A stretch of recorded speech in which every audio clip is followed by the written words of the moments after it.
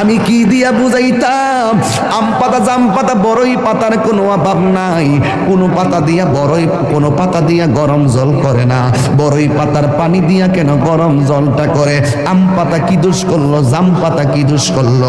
বড়ই পাতা দিয়া কেন গরম জল করা হয়? এই কথা দিয়ে কোনো মৌলবি কয় না। লাল কাপড়, নীল কাপড়, হলুদ কাপড়, কত কাপড় দেখলাম। কবরের কাপড়টা কেন ভাইজান সাদা? এই সাদা দিয়া কেন দাফন করা হয়?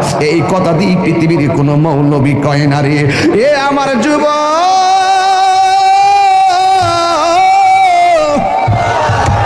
কি দিয়া বুঝাবো কবরটা কেমন ডেঞ্জারাস? কি দিয়া বুঝাবো মরণটা কত কঠিন? কি দিয়া বুঝাবো তাহিরের যে একটা দিন চলে যাওয়া মানে হলো আমার জীবন থেকে চিরদিনের জন্য দিনটা চলে গেছে। কোটি টাকা দিয়েও এই ঘন্টার সময়টা আনতে পারতাম না। এখন আমি শ্বাস ফালাইতাছি, 1 টাকা বিল দেওয়া লাগে না। নদীর পারে হাওয়া খাই, বিল দেওয়া লাগে না। পল্লী বিদ্যুতের ফ্যান বাতাস খাইলে বিল দেওয়া লাগে। আইসিইউতে ঢুকে গেলে দিনে 50,000 টাকা গোনা লাগে। আমার আল্লাহ যে কত নিয়ামতের বাতাস আমরারে ঢুকাইতাছে, বাইরে কইরাইতাছে, 1 টাকা বিল নেই না।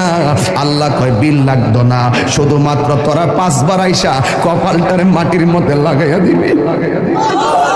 সুবহান রাব্বিয়াল আলা বলবি। দুনিয়ার মালিকের ডিউটি 20 দিন না করলে 20 দিনের বেতন কাটা। আর আমার আল্লাহ তোরে হাজিরা দিছে দৈনিক 5 বার। 1 মাসও হাজিরা দেও না, 2 মাসও দেও না, মাঝে মাঝে সিটারি হাজিরা দাও। কিন্তু আমার আল্লাহ ইচ্ছা করলে তোমার গলার মধ্যে কাটা লাগাইয়া আমার আল্লাহ রিজিকটারে বন্ধ করে দিতে পারে। এরপরও আমার আল্লাহ রিজিক বন্ধ করে না কেন জানো নি? কারণ হলো আমার আল্লাহ কয় আমি আল্লাহ তোরে মায়া কইরা বানাইছি, মায়া লাগে।